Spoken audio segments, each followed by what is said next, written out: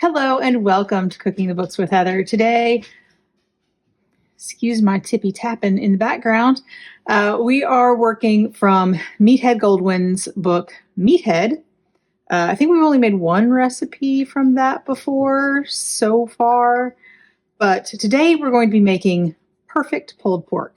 Actually, tomorrow we're going to be making perfect pulled pork because we have to do something tonight and let it sit in the refrigerator for 12 to 24 hours. So we're going to let it sit overnight. So we start with this recipe with a pork butt, pork shoulder. Either of those will work. He says a pork butt. This is relatively small for that, but it is the size that he says. And this has a bone in it. They don't always, but this does. So he says we should trim all but 1/8 of an inch of the fat off of this. And sometimes they do have a really thick fat cap, but I'm not really seeing much more than 1/8 of an inch on here. I mean, if I took all of this there's a streak of meat here, there's fat and then meat and then more fat. I could probably trim some of that off, but I don't think I'm going to bother, honestly, because we're going to cook this on the smoker very low, very slow tomorrow. And a lot of that fat's going to render out anyway. And like I said, I don't think there's too much on here to begin with. So all we have to do at this point is salt it. I have dried it with some paper towels, and I've measured out the salt. He, gives a measurement per pound. Ours is just a little bit bigger than what he calls for, but not appreciably. And my grill guy says he just does it till it looks right. But you know what we do on this channel? We try to follow the recipe, and this will probably be a relatively perfect amount, honestly. Large hunks of meat are kind of difficult to work with sometimes, especially when you're trying to keep one hand clean. Although since I've measured out the salt, it doesn't really matter if I keep that hand clean, because none of that is going to be used for anything else.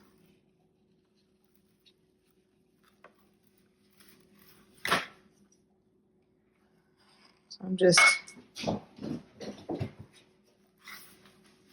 listening to my doggy go tippy tippy tap.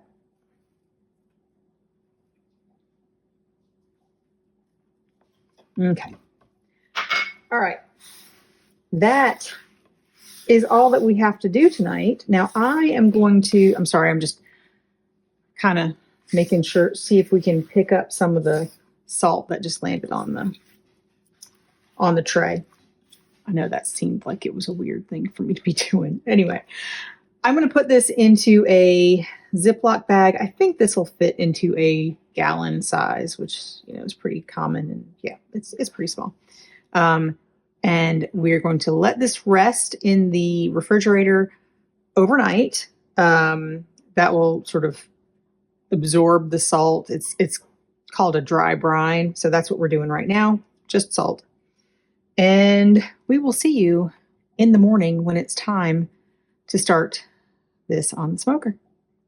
So it is the morning that we want to eat this. It's not super early, but he says this is going to take 8 to 12 hours. So this is for dinner tonight. My husband has already set up the smoker. We're going to be using our pellet smoker for this, although he does have instructions for how to use a non-pellet smoker and how much wood to put in and when and all of that stuff. But we're not doing that because our smoker is super easy. So this has been in the refrigerator overnight, and I'm going to go throw this away so I don't have it contaminating my surfaces. So all we have to do this morning is put on some rub, and he says to moisten it with water. So I've already pre-measured my rub. I'm going to be using all this. So my hands are going to I'm going to get all sort of porkiness on my hands, and I'm not going to care about all of that. But so I'm going to, I mean, it's pretty damp already because the salt has pulled out some moisture, but I'm just going to try to put a little bit more on there. You can use other things. I think that's plenty. You can use other things to make the rub stick. Sometimes people use mustard or ketchup or oil or whatever you want. But now I'm just going to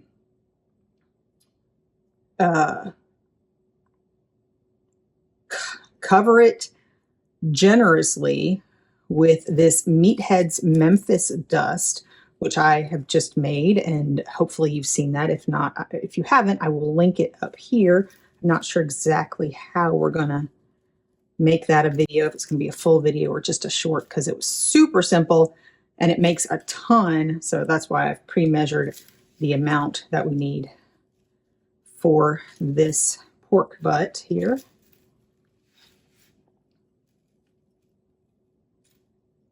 And this is a salt-free rub. So if you don't want to use this one, if you have your favorite rub, you can use whatever you want. But remember, we did salt this last night, so you're going to have to be careful if your pre-made rub has salt in it. I think most of the ones that he makes do not, because he likes to, salt separately from the rub. So I'm just kind of making sure I get all of the surfaces covered appropriately. Yes, a lot is going to go onto the baking sheet I have here, but that's okay, because it is probably more than you actually need to season, flavor your pork butt. But anyway, so once again, I'm just kind of seeing if I can get it to adhere, get some of the stuff that we've put on there. But that looks nicely covered, and we're going to go out and put it on the smoker. Hopefully you didn't just cut there, because we have to insert this temp probe. So he says, insert a leave-in digital meat thermometer if you have one, positioning the tip right in the center of the meat and make sure it's not within an inch of the bone.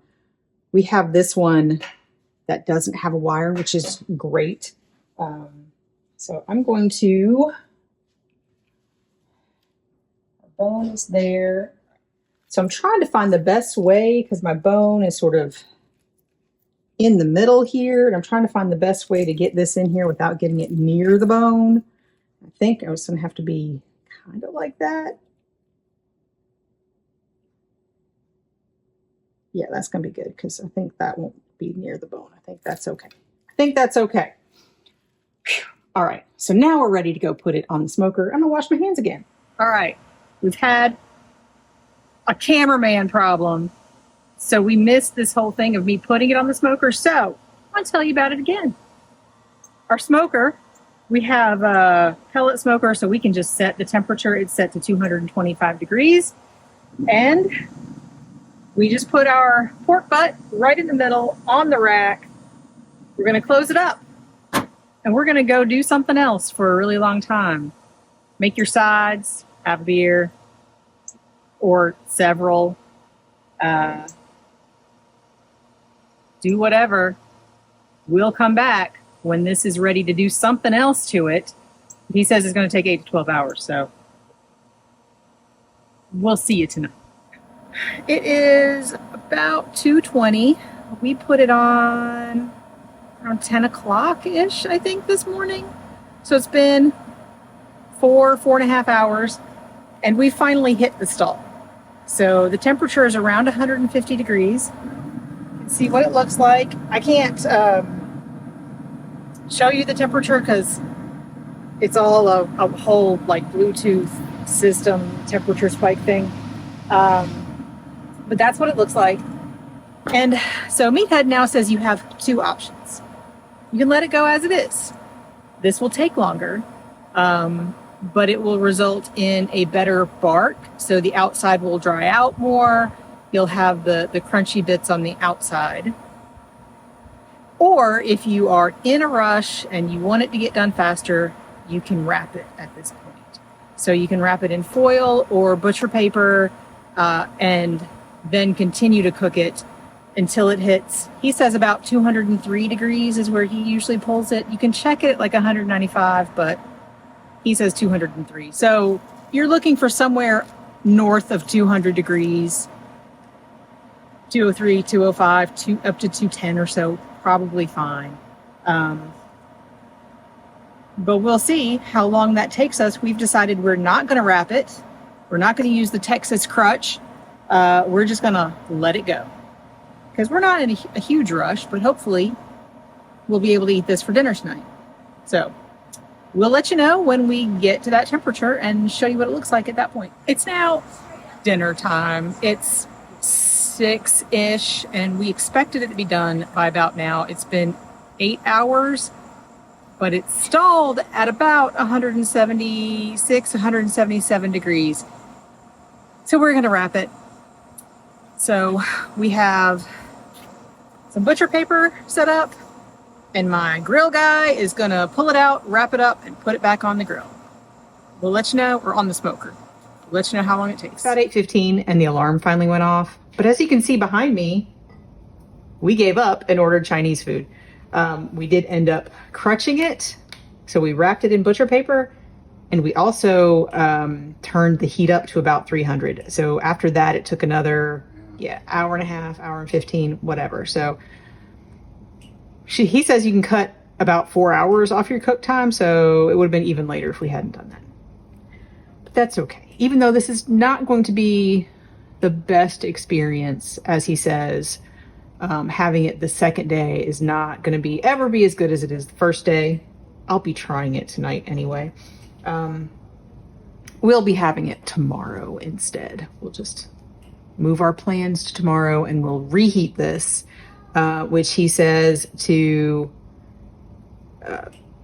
basically, you can just stick it in the microwave if you want. I usually heat it in a pan on the stove with either some of the liquid or the juices or some water if you don't have it, or barbecue sauce. If you're going to use barbecue sauce, just heat it up with barbecue sauce to keep it moist.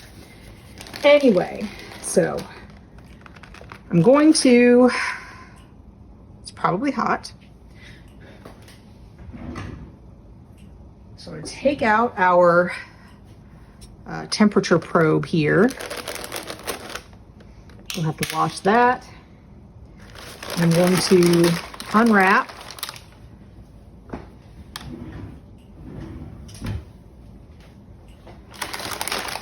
this, which is going to be very warm. And there's going to be some juices in here.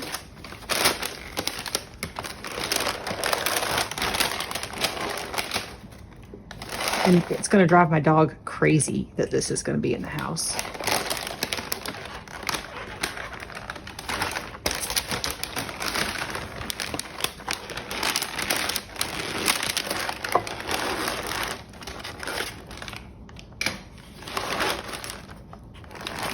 There we go.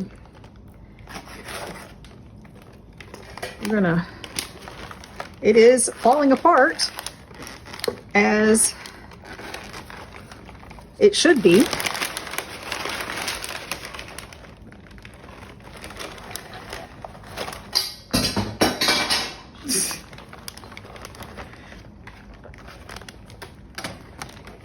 First thing I'm going to do is try to take out the bone, which should be pretty easy because I think most of it came out when it fell apart. I'm going to use, these are I think called bear claws or something like that. They are good to use to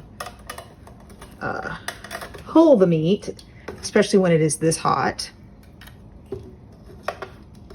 You can, if you need to keep this warm for a while, you can wrap it up in foil if you didn't already, and put it in a cooler, and it will hold its temperature for plenty long enough for you to, then eat it later. But so I'm going to pull everything apart with these, and I put it in this roasting pan to catch all of the juices that will come off of it, and hopefully that will help it cool off a bit faster so we can be food safe and get this in the refrigerator. Now, if you want to save some for later, because these are huge, these are absolutely huge. It's way more, that is mostly the fat on top. It's way more meat than my family can eat at once. But you can vacuum seal it or put it in smaller bags. I would do that into a meal size portion for whatever size family you have. About a pound, maybe 2, depending. And then you can use it for sandwiches, which is what the recipe basically says. Put this on a bun with your favorite sauce. So I'm just gonna pull it apart so that we can, and it is pulling nicely, separating as you would expect. I will, when it's a little bit cooler, but before it gets cold, I will pull out most of the really fatty bits that won't reheat well, and some of the connective tissue, just because I know I don't like that. So we will let it cool, and then I will do that with my hands, because you can feel as we package it up. I will separate it, and that is that. Now I'm going to give it a little taste. I'm going to taste one of these pieces that has the bark, as close to the bark as we can get since we wrapped it. It's tasty. It's not too sweet. Sometimes, especially the rub had a lot of sugar in it, but it's not really very sweet. That's too big for me. Taste one of these pieces. Tastes really good. I will show you what we do with this how we eat it tomorrow, and tell you what everybody thinks about it in just a minute.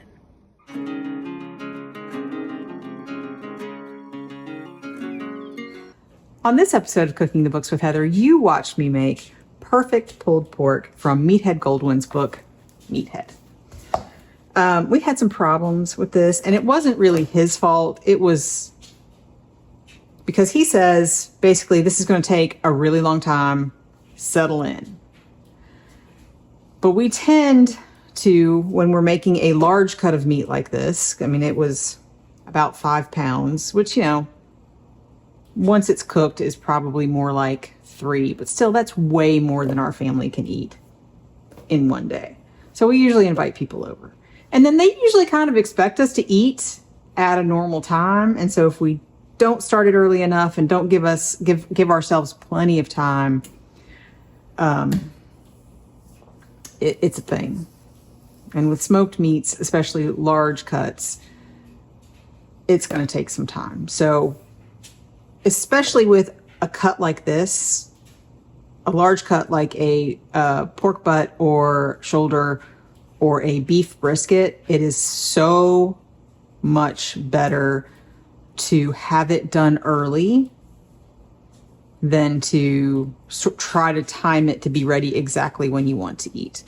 Because they're large cuts of meat, you can wrap them up and put them in a cooler, and they will hold their temperature for, I think even here he says, a couple hours.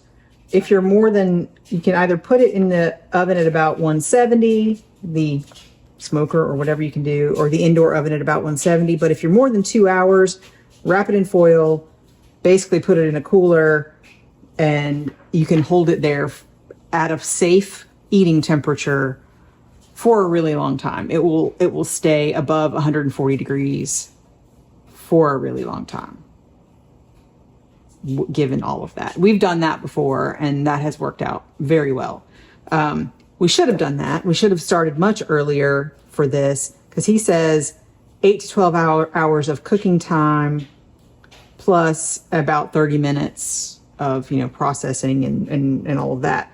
And us having done this before, but not in a while, thought it wouldn't take that long. We did end up wrapping it and bumping the heat up, and then it wasn't going up fast enough such that we ended up ordering food to be delivered and ate that instead. And then the meat was done probably right after we were done eating. It ended up coming up to temperature a lot faster there. So learn from my mistakes. Definitely start this really, really early, because you can hold it much longer than you can keep your hungry guests waiting if it's not done, right? So anyway, all that said, we enjoyed the food. The meat was really good.